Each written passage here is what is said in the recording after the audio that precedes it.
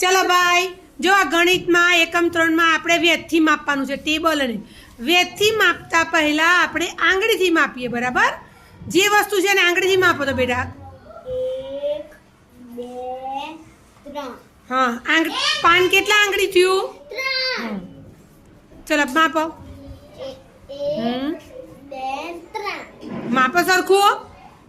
1 2 3 હા, 3 શું કહેવાશે? વેદ નહીં કહેવાય, આંગળી. શું કહેવાશે?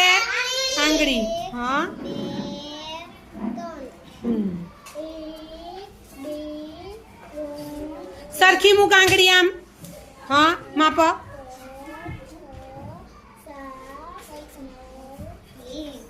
હા, ચલો માપો કેટલી આંગળી છે તમારી પ્રોજેક્ટ બુક? 2 3 હમ 4 5. કેટલા આંગળ છે ભાઈ?